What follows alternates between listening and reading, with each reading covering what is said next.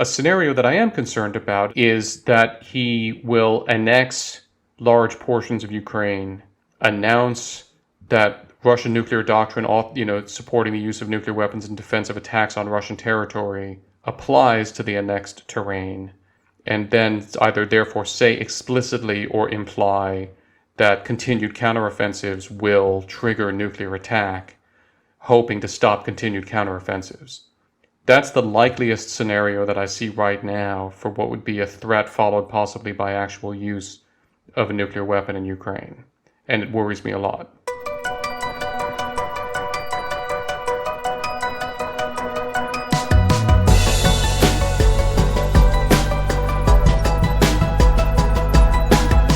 What does Putin want now?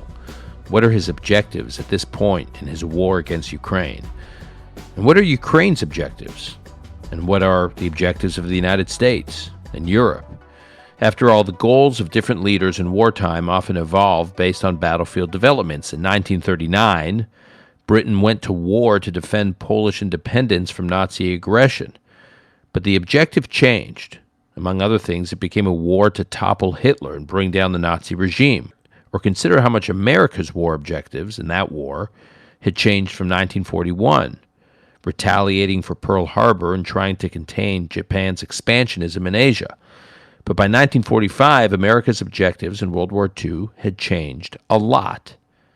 Are objectives shifting right now before our eyes for Putin, Zelensky, and the US and NATO? And has the likelihood that Putin would use a limited nuclear strike changed as these objectives have evolved? To help us think through all of this is military analyst and historian Fred Kagan. Fred is the director of the American Critical Threats Project at the American Enterprise Institute and a former professor of military history at West Point, where he taught for 10 years. His books include Lessons for a Long War and End of the Old Order, Napoleon and Europe, 1801 to 1805. Fred also regularly briefs and advises senior U.S. military commanders. He earned his Ph.D. in Russian and Soviet military history at Yale University. He's fluent in Russian. This is Call Me Back. And I'm pleased to welcome fan favorite of this podcast, Fred Kagan, back to the conversation. Hey, Fred. Hey, Dan. It's great to be back with you. Good to be back with you. As I was just telling you, I was earlier this week with a few friends who are listeners of this podcast who approached me and said, we need an update on Russia and Ukraine. And I mentioned that you were actually coming on the conversation, that you and I had just exchanged messages and you'd agreed to come on, and they were thrilled, further reaffirming my view that there will be, sadly, always a market for Fred Kagan because the world is a mess. So, Fred, but actually, the reason I was initially interested in having you back on, other than I always look for opportunities to connect with you, is when the war started, I pegged it about that there'd be about 4 weeks of intense coverage and interest in Russia's war with Ukraine. That's what typically captivates the U.S. mind share for about 4 weeks. That's what we saw after the disastrous withdrawal from Afghanistan. People were horrified, shocked. A few weeks later, they moved on. Russia invades Ukraine on February 24th. Everybody seems to be focused on it. It's the topic of every conversation. And then about 4 weeks later, almost to the day, what I peg it at is the Oscars, Will Smith Gate at the Academy Awards, when the conversation completely changed for the first time to something else about a month later. But now we're about 3 months in.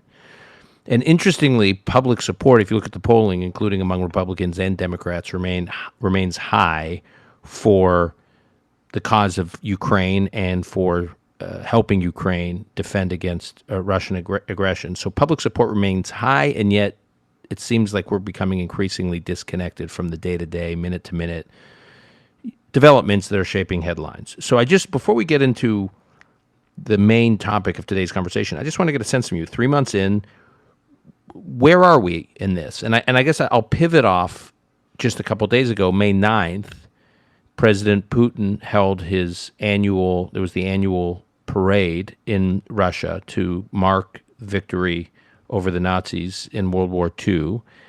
As you pointed out to me offline, not just the Soviets' victory, actually, it's everyone's victory, but they're the ones who really honor it with a full-on parade. And Putin gave an important speech in that parade that many people like you are trying to read between the lines on. So what exactly did Putin say in the speech, and why does it matter? So what Putin largely said to the Russian people was, you're doing your part in this new fictional fight that I've manufactured against the hallucinogenic world in which you can have a Jewish Nazi as president of Ukraine. And I, Tsar Putin, am not going to make further dramatic demands of you because you're doing your part. And I took that to mean, I and the ISW team took that to mean, no, he's not going to order a general mobilization and a huge conscript call-up or reserve call-up, probably because he has decided that it would pose risks to the stability of his regime at this point if he were to call up tens or hundreds of thousands of new Russian conscripts with the promise of hurling them into this war. So we took that as a kind of a placatory message to Russians to say, you're doing your part and there's not going to be a lot more demanded of you. Now, it's probably not true. He probably will do more conscription and more other things, but he will not do it, it appears, overtly and ostentatiously in the way that some people had thought that he might before the speech.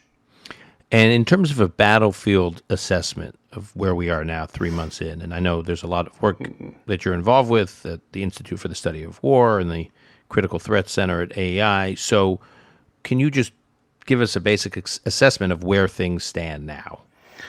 So the Ukrainians are in the midst of a large-scale counteroffensive around the city of Kharkiv, the sort of Ukraine's second city, and ironically a city that was supposed to be Russia-friendly with a large concentration of Russian speakers, but that greeted the Russian liberators with hails of bullets when they approached in the initial invasion, held out, and the Ukrainians are now pushing the Russians away from it rapidly.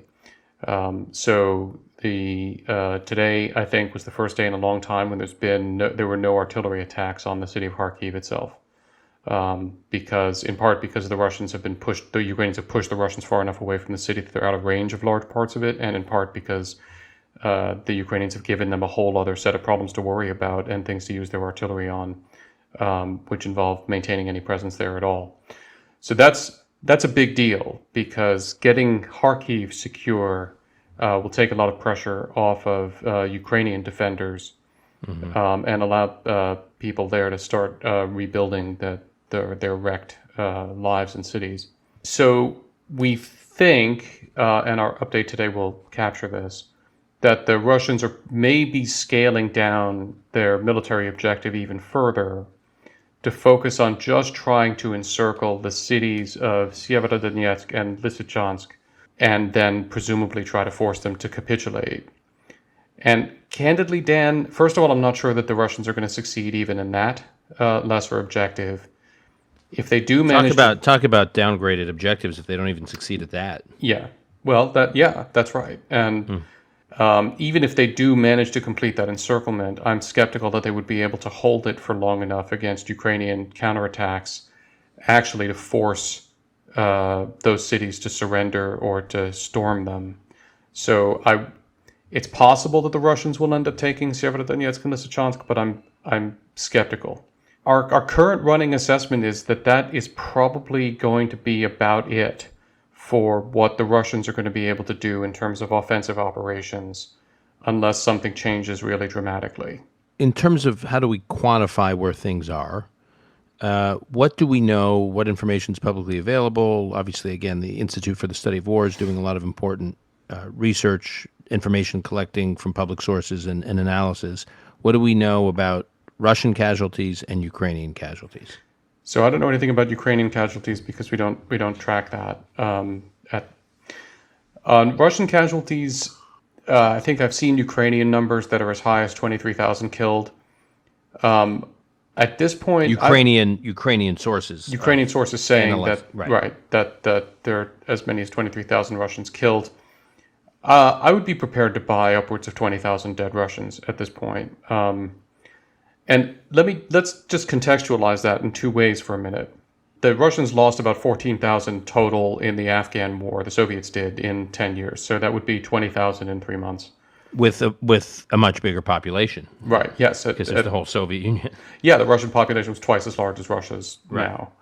So that's staggering. By contrast, I think the U.S. lost 55,000 total dead in the whole Vietnam War. So it's a staggering loss rate, especially for a supposedly modern army and modern warfare.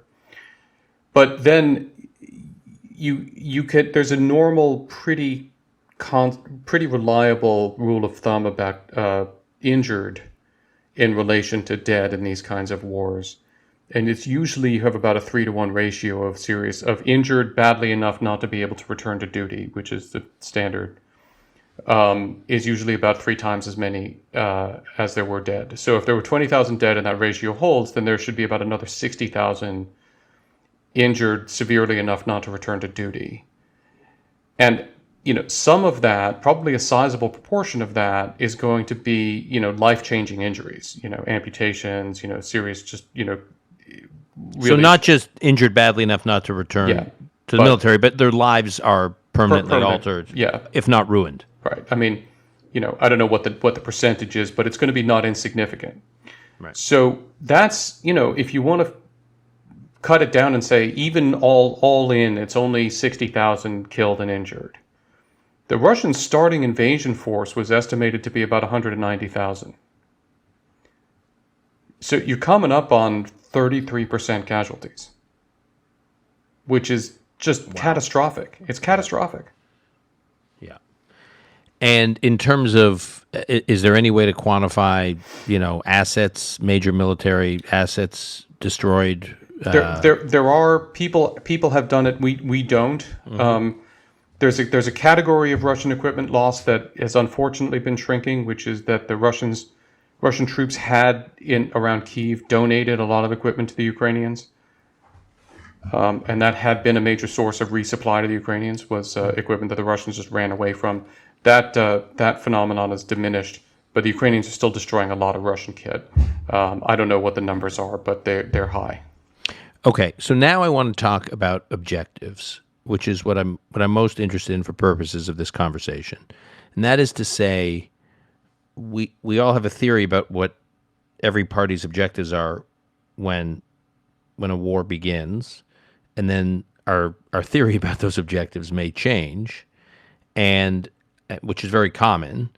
And I guess before we talk about what all the parties' objectives were in this war, can you just because you're a historian, spend a minute just explaining why it is common throughout military history for countries to get into a war with one set of objectives, and then it's not like necessarily that the objectives shape battlefield decisions. There's developments on the battlefield that shape the objectives. Actually, can usually, more often than not, works in the reverse direction.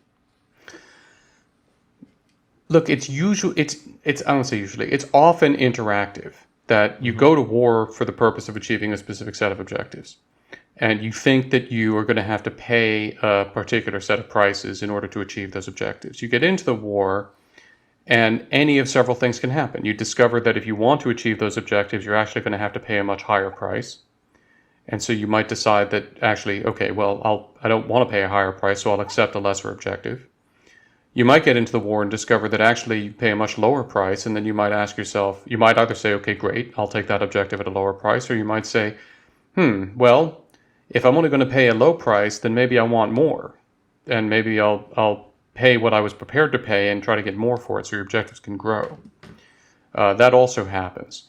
Opportunities emerge. When you enter a war, it may look like there was no chance that you were going to be able to do something, and you discover you can, and then you discover you want to. And that's a normal human phenomenon as well. And then alternatively, opportunities close. You get into a war and you think you can do something, and then you discover you can't. You may still want to, but you realize that you can't, and then you have to go for something else. Now, there's another dynamic that sometimes happens which I have been worried about, and I'm still a little bit worried about every time we talk about Putin announcing full mobilization or making more demands of the Russian people, which is a phenomenon that occurred particularly in Germany in 1918, when you get stopped short of your initial objectives. It becomes apparent that you can't achieve your initial objectives, and that in fact you have to demand more and more of your people just in order to keep yourself in the game. But in return for that, you start promising your people more and more because you're demanding more from them. And that's what happened with Germany in 1918. So as the German offensive stalled, as it became apparent that the Germans were not going to achieve really any of their major objectives, or, well, that there were many that they were not going to achieve, instead of bringing those objectives into consonance with reality, they actually started promising and claiming they were going to go after even more. And I have been worried, I'm a little less worried now, but not unworried, that if Putin feels the need to make higher demands of his people for this war, he may then also feel the need to promise them more. And he can get into a cycle where the whole discussion of objectives becomes completely divorced from reality. And that is going to end really badly for somebody if it happens. But so far it hasn't. Okay, so now we've talked quite a bit on this podcast with you and others like Richard Fontaine and Mike Gallagher and others about what Putin's objectives were, say, on February 23rd, the day before he launched the war. What would you assess Ukraine's objectives to be back then, when they knew Russia was going in and the war was starting? What was the Ukrainian government's objective in the months that were to follow? Look, I think the initial Ukrainian objective was survive. And I doubt that... Survive meaning, though, not have mass casualties, Zelensky not being overthrown. Like, how do you define... There's a number of ways to define survive.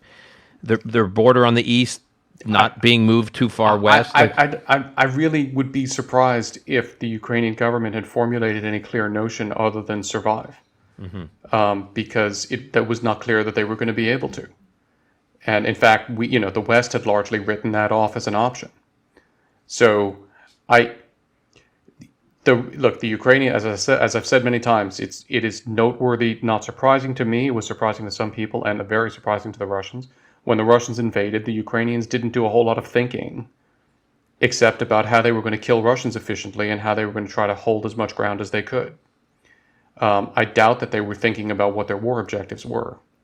That's a luxury that you have when you're not being invaded and fighting for your life in front of your capital. So I think that was the first aim, was survive as best we can, try to hold the country together and try to, not let the Russians certainly not let the Russians take Kyiv. That was obviously a top priority. Certainly keep Zelensky alive and keep the Ukrainian government in place. That was another top priority. Defend Kharkiv, defend major cities, prevent the Russians from taking those, and do what you can elsewhere. Seems to have been the approach the Ukrainians took quite sensibly. And what do you think Ukraine's objectives are now? Because they've exceeded expectations, perhaps even their own. Yeah. Once the Ukrainians defeated the Russians in the Battle of Kyiv, I think that they were in a position to sort of formulate a little bit more clearly what their objectives actually are. And Zelensky has been clear about this, which is, at a minimum, the restoration of full control over Ukrainian territory up to the pre-invasion lines. So up to the February 23rd line. I'm not sure that the Ukrainians have made up their minds about whether they would push forward of those lines to recapture the Russian-occupied portions of Donetsk and Luhansk if they could. Formally, they will never recognize that those are not part of Ukraine. In practice, I'm not sure that they have or have not decided that they would fight to take them now in the circumstance. That's one possible change in objectives. I would be very surprised if the Ukrainians imagine that they can get Crimea back at this point. And earlier on in the war, Zelensky was pretty clear that although they were never going to recognize the Russian seizure, neither did they think they were going to get back. I don't really see how they can, honestly, because the geography is just so unfavorable to Ukraine. So that basically Zelensky calculates that the Russian invasion that took Crimea just created a new fact that is unchangeable.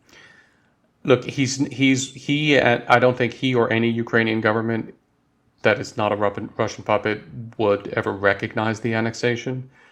But if you spend 5 minutes trying to formulate a coherent military plan for how you're going to invade Russian-held Crimea from Ukraine, it's kind of crazy. So it is, I think, a reality unless somehow the Russians in Crimea collapse completely, and I don't really see how that happens. What about political objectives as it relates to Ukraine maintaining the freedom to join the European Union or even the possibility of joining NATO as part of any settlement? Right. So Zelensky's been very clear, and the Ukrainian government's been very clear that the Ukraine still intends to join the EU. And the Russians weirdly have been less vocal in objecting to that than one might have expected. So I don't see the Ukrainians dropping that desire or demand or stopping pursuing it.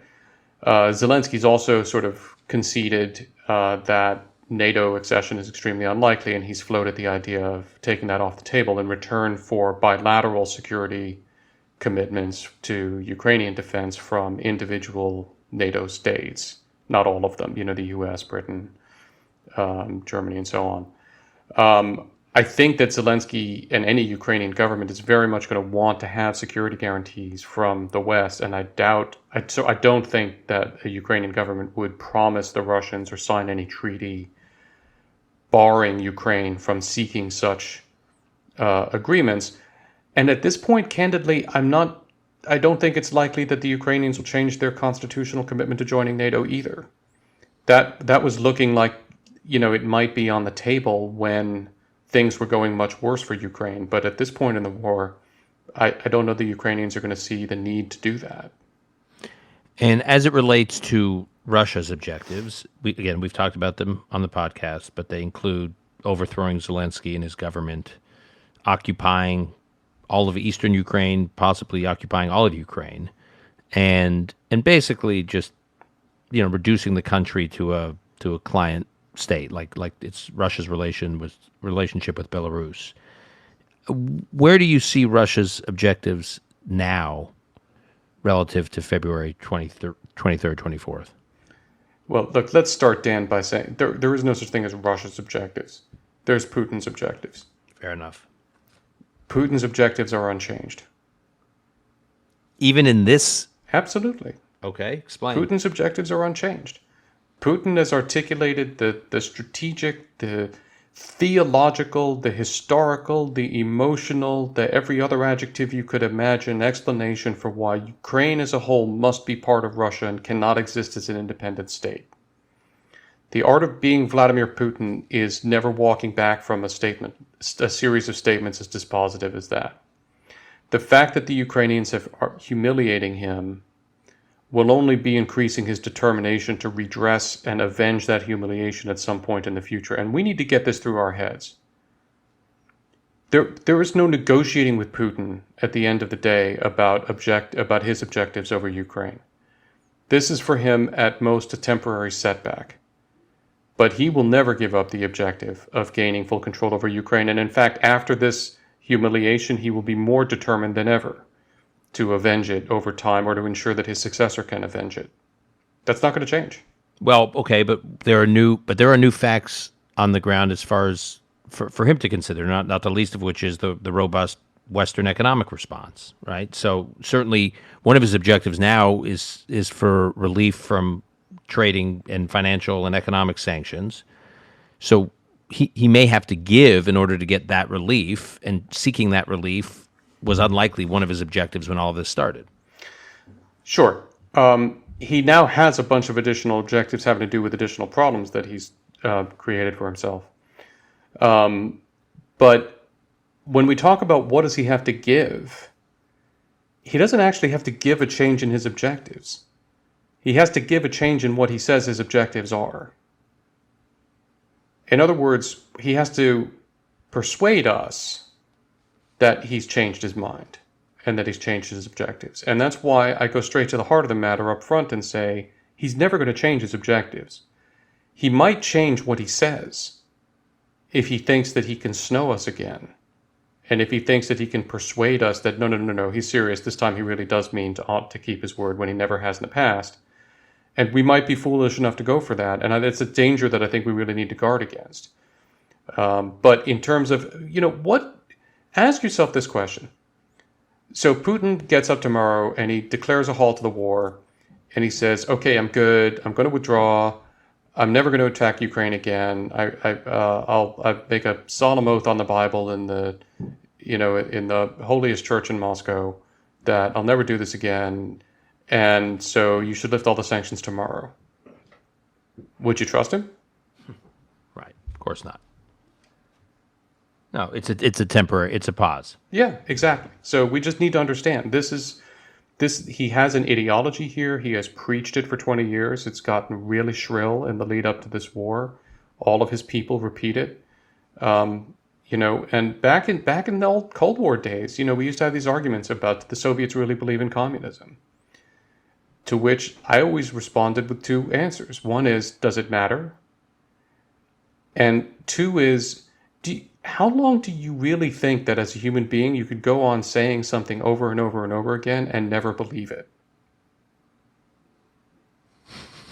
Right.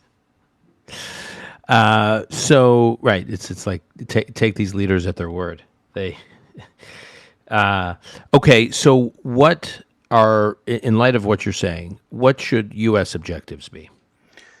So U.S. objectives have clearly changed. And U.S. objectives initially were to deter Putin, at which we clearly failed. Secondarily, to strip him of the informational cover and diplomatic cover that he was trying to create, at which we succeeded tremendously with very important consequences. To try to keep the NATO alliance together or get it together, at which we've succeeded really pretty well, although I think Putin's been tremendously helpful in that regard, but I'll give the administration credit for accomplishing something it set out to do, more or less, rallying the world around Ukraine. But initially, it's very clear that the U.S. intelligence thought the Ukrainians were going to get rolled over in a few days, and then it was going to be a matter of supporting an insurgency, which I think we were preparing to do, which would have been the right thing to do if that had happened. But then it became apparent that the Ukrainians were not going to be rolled over and that we were in a different place, whereupon our objectives shifted from preparing to support an insurgency to trying to help the Ukrainians actually hold off the conventional invasion, and have then shifted again to trying to help the Ukrainians actually reverse the Russian gains and conduct their counteroffensive. And at the moment, as near as I can make out, because I don't think we've ever quite stated this as dispositively as we should, our objectives are to help the Ukrainians conduct counteroffensive operations to liberate all of the territory back to the pre-invasion lines. In other words, I think that our formal objectives are aligned with what the Ukrainian formal objectives are as well. That's vis-a-vis Ukraine. Now we have we have other objectives now that have gone to expanding NATO to include Sweden and Finland, which I think is very good. And you think will happen? Yeah, sure. And thank you, Vova. I mean, thank you, Putin. That's Vova's the diminutive nickname. Thank you, Vova, for that, because that would never have happened without the Russian invasion in this way. But I think yes, it will happen. So NATO will gain 2 new members and very important ones, and the alliance, is stronger and more cohesive than it has been for a long time. And I think that the U.S. has objectives involving consolidating that cohesiveness, which is going to be incredibly challenging, and keeping pressure on Putin in various ways for various reasons. It's a little bit less clear to me what the administration thinks the end state is that all of that is driving toward. And what about you said that our intelligence completely underestimated the Ukrainian response or the robustness of the Ukrainian military response. Why did we get that so wrong? Why did we completely underestimate Zelensky and the Ukrainian military's ability to defend its country? Well, if I said that we underestimated the Ukrainians, that's that our intelligence underestimated the Ukrainians. I didn't mean to say that because I don't know what our intelligence estimates of the Ukrainians were. It's very clear that our intelligence wildly overestimated what Russian capabilities were. Now, we at ISW also overestimated Russian capabilities, but not as badly. We thought the Russians were going to have a very hard time of it, and we never accepted that they were going to be in Kyiv in 2 to 5 days.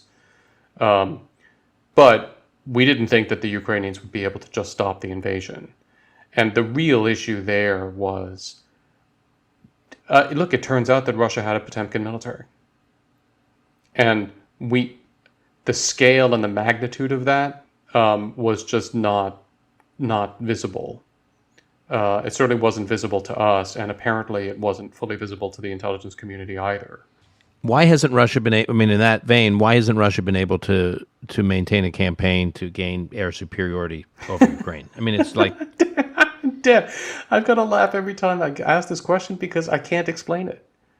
There is no straightforward, rational explanation for this. Meaning going into this, you would have thought Yeah. that Russia's Air Force leadership would have figured out a way to gain total air superiority over Ukraine. Yeah. Okay, so come on. So give me something. Bring it. Okay. So look, I think it's baffling. I mean, it is completely baffling. I mean, I think it turns out that Russian pilots aren't very good, or at least that the stock of good Russian pilots is low, that the Ukrainians were very skillful at handling the small numbers of high-end anti-aircraft systems they had, like the S-300s that they started off with, and the Bugs and other things. That Ukrainian pilots were good because they did at least periodically win dogfights over Kyiv and elsewhere with Russian fighters. And, that's got to be skill. That's not, there's a limit to the degree to which motivation and enthusiasm is going to win dogfights. That's like actual skill. And I think it turns out that the Ukrainians were more skillful than the Russians in some important ways. I think Russian technology has been overrated in many respects. I mean, sort of supposedly advanced aircraft that the Russians have turn out not to provide them with significant advantages. The Su-34s and Su-35s are just don't seem to be that big a deal in the face of other systems and like that. Let me just step back for a minute and give you probably what I think is the larger explanation. When you look at a country like Russia, and especially when the US looks like a supposedly great power like Russia, we expect them to be able to do something that we can do, which is to function coherently as a system. So we have aircraft in the air, we have attack aircraft in the air, we have AWACS, air control aircraft in the air. Air defense capabilities. We've got ground-based air defense. We've got satellites feeding all kinds of information. Everything is networked together. Everybody can communicate with everybody in theory and usually in practice. And we present a series of multiple dilemmas to any enemy simultaneously. So that even if you actually could defeat our F-15s one-on-one, which isn't necessarily that hard to do in the modern era, that doesn't help you because, okay, you've defeated the F-15s, you can't handle the F-35s, or you defeated the F-15s, it doesn't help you against the other missile systems that we have, or you've blinded these radars, but that doesn't help you with the AWACS, or we have a lot of overlapping capabilities that make sort of unpeeling at the American onion almost impossible. One assumed going into this that the Russians would be able to operate similarly as a system, even if on a smaller scale. And what is apparent is that they can't. And I suspect, I don't have evidence for this, I suspect that one of the problems is that the Russians never really did resolve problems about how do they fly aircraft in the sky and also shoot ground-based air defense systems and not have fratricide, which may or may not be complexified by the fact that both sides were flying Russian-type aircraft, although there are technical solutions for that which should have dealt with it, but okay. And even if they were technically capable of it, and I suspect that this is even more the answer, because I've seen this even within with U.S. forces. They probably are technically capable of shooting S-400 missiles with Russian aircraft in the sky and have the missiles not hit the aircraft because all the systems are designed to work that way. Mm-hmm. It doesn't follow that the pilots in those Russian planes feel good about that. And so you can get into a situation where they either refuse to fly if the missiles are going to be used, or they demand that the missiles not be used if they're flying, and various other kinds of breakdowns like that involve really sort of the trust of individual operators in each other in a system which doesn't engender trust or confidence. This is all a hypothesis, and I'm reaching here because I find it just on the face of it almost impossible to explain.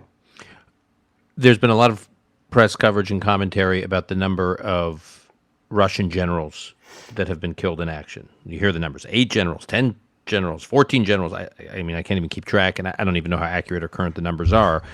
But I guess the bigger question is, how significant is it?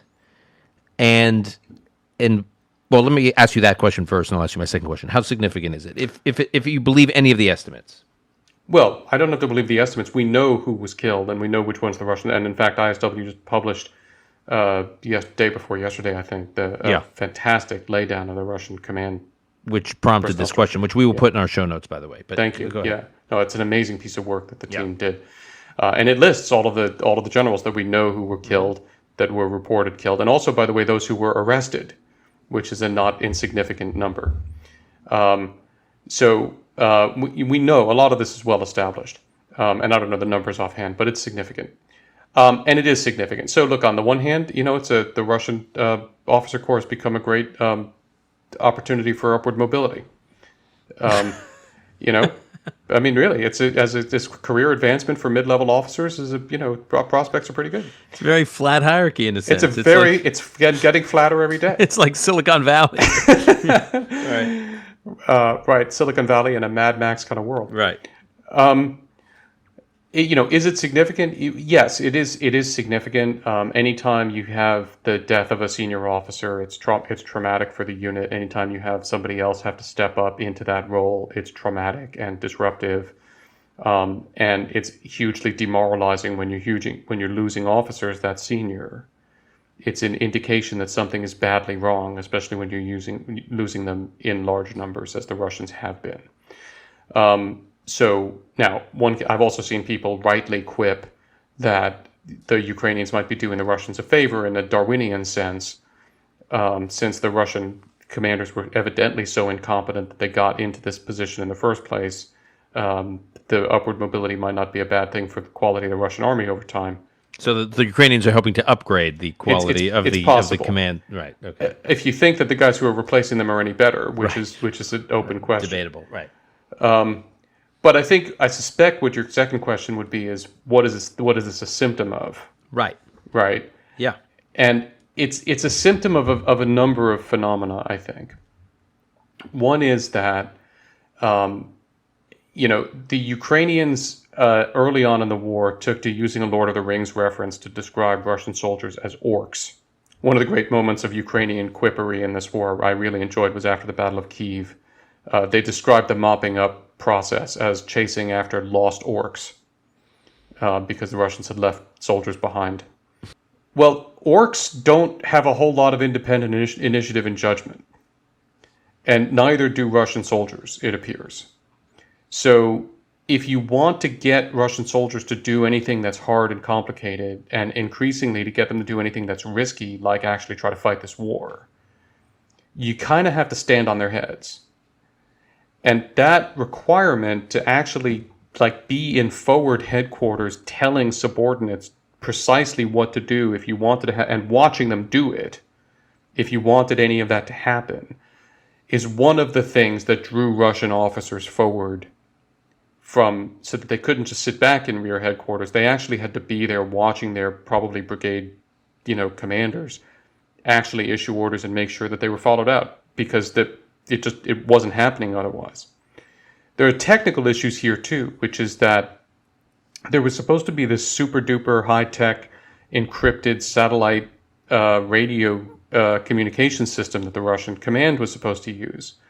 Well, it either wasn't delivered, didn't work, or was stolen, or some combination of all of those. And as a result, the Russians did not have any super duper high tech communication system, but were relying on actual radios and other things, which had two effects. One is And cell phones, weren't they? and cell phones. Yes, Right. yes, right. All modern armies rely on cell phones. All modern, not fully professional armies rely Right. on cell phones, and that's a problem for them.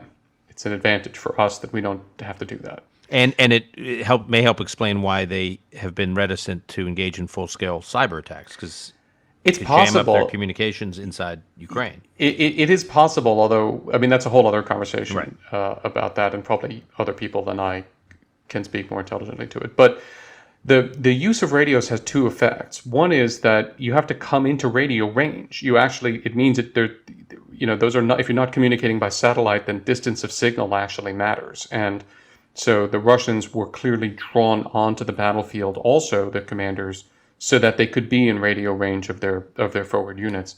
But the other thing is that if you're on the radio a lot and the enemy has any kind of remotely effective electronic warfare capabilities, which the Ukrainians have, it makes it that the odds go up a lot that the adversary, in this case the Ukrainians, will figure out where your command posts are.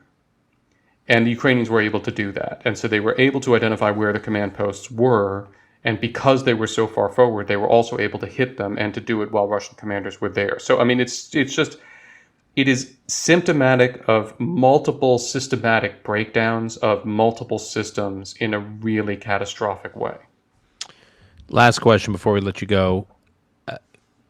One step, major step, not a decision without enormous risk that Putin could take if he really wants to change the trajectory of this war, is to use a limited nuclear strike in a Ukrainian city or deploy chemical weapons.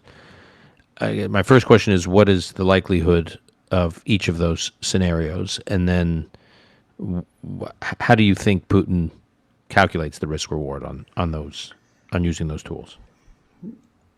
The likelihood is not remotely low enough. Both of those scenarios are far too probable for my taste or anyone's. And I think that we need to get very serious about how we would respond to the threat of a nuclear strike or to the conduct of a nuclear strike. What would Putin... Can I just pause you Yeah. right there, because this is obviously a very big topic. It sounds to me like you're saying that you don't think it's out as improbable as you may have earlier in the conflict. Is your thinking on likelihood changed a little bit? I'm not saying Yes. you're like leaning into it, but I'm just saying that. Yes, no, look, the more that it becomes apparent to Putin, as it must eventually over time, that his conventional army is being expended and cannot be rapidly replenished, and that it's not going to be able to achieve his objectives, the likelier it is that he turns to weapons of mass destruction to offset conventional weakness, which is one of the things that weapons of mass destruction do. So the dynamics of the Russian defeat increase the likelihood of the use of weapons of mass destruction, whether chemical or nuclear. But then you do have to ask yourself the next question, which is, under what circumstances would it make sense for Putin to do that? Mm-hmm. And there, I think, would probably need to be some series of calculations in his head that might or might not be grounded in reality, in which, on the one hand, he would be pretty confident that if he used them, he would get what he wanted, whatever that is. And on the other hand, that he would not pay too high a price, whatever he regards too high a price as. And the problem is those are two huge variables. So if he thought that he was going to nuke a village in Ukraine and then the Ukrainian government was going to surrender completely and just hand the reins over to him, I'm personally confident that that's extraordinarily unlikely. I don't think he's so delusional that he imagines that would happen, because I think if he thought that would happen, he probably would have done it already. But he might persuade himself in theory that could happen. Now, a scenario that I am concerned about, and the ISW will be publishing a paper on this, I think tomorrow, is that he will annex large portions of Ukraine, announce that Russian nuclear doctrine, supporting the use of nuclear weapons in defense of attacks on Russian territory, applies to the annexed terrain, and then either therefore say explicitly or imply that continued counteroffensives will trigger nuclear attack, hoping to stop continued counteroffensives. That's the likeliest scenario that I see right now for what would be a threat followed possibly by actual use of a nuclear weapon in Ukraine. And it worries me a lot. And you, if you're advising the U.S. government, what is your advice on how to anticipate that and be prepared to respond to it? I think, first of all, we need to examine, if we feel that we are not confident about this, our assumptions about nuclear deterrence writ large. So do we or do we not think that Putin will be deterred, as all of his Russian and Soviet predecessors were, from engaging in a nuclear war with NATO because nuclear deterrence holds? Personally, I have not seen any reason to reevaluate the validity of nuclear deterrence in that level, which tells me that the odds of getting onto a path that leads to some kind of nuclear exchanges between NATO and Russia is very low. But if the administration thinks otherwise, then there's a whole other very large conversation that we need to have, and Ukraine is a small part of that problem, frankly. So if you take that off the table, then you say, well, what could we do? Well, the answer is that we have withheld from doing something that should be terrifying to Putin, which would be using our conventional military capabilities simply to finish the job of destroying his conventional military capabilities, which it is apparent that we could do with relatively little difficulty and at relatively low cost to ourselves. So at the moment, my sense is that the wisest thing that we could do would be to say privately, and I don't know whether we are saying this or not, to Putin, first privately and then publicly if necessary, listen, if you use a nuclear weapon of any variety or conduct a large-scale chemical attack, we will enter the war. We will not nuke you. We do not need to nuke you. We will enter the war, and we will destroy your entire military in Ukraine. Probably will also destroy your entire military in Syria also. If you continue to escalate after that, we'll move on and we'll destroy your entire military in Belarus. Okay? Because we can dismantle and destroy the entire Russian conventional military effectively. Mm-hmm. He can't afford to let that happen.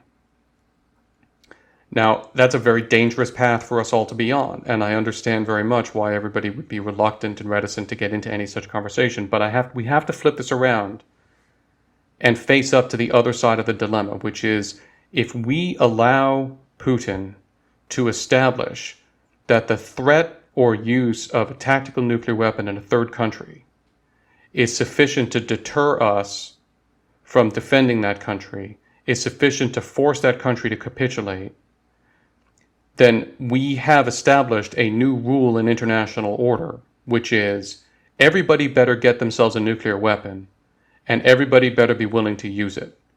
And even if they're going to use it against a country that is under the protection, even if unofficial, of a nuclear power, it'll be fine, because the nuclear power is not going to risk getting into a confrontation. That is an absolutely terrifying world and a terrifying precedent to set. And so before we just go to, and again, I really understand the instinct to do this, we can't risk getting into a nuclear war at all. We have to understand what the consequence of that would be in this circumstance and what a terrible future that would be creating for ourselves. All right, we will leave it there on that happy note. Yeah.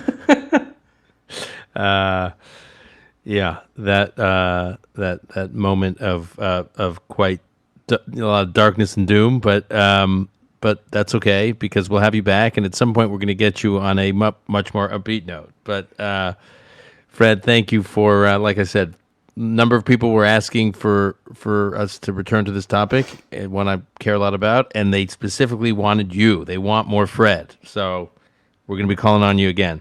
Well, thank you very much, Dan. Listen, on an upbeat note, Ukraine is still free, and a free people is defeating the military of a much stronger, larger, and wealthier state because it is free. And that is an upbeat note on which I can say happily, Slava Ukraini. Glory to Ukraine. Fred, thanks a lot. We'll see you soon. Thank you, Dan.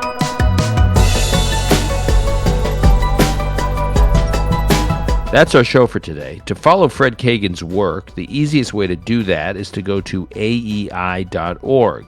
On this podcast, we also mentioned the Institute for the Study of War. I highly recommend going to their site, understandingwar.org. It's an extraordinary resource. We discussed a new report that ISW, the Institute for the Study of War, just issued, which we'll post in the show notes. Call Me Back is produced by Alon Benatar. Until next time, I'm your host, Dan Senor.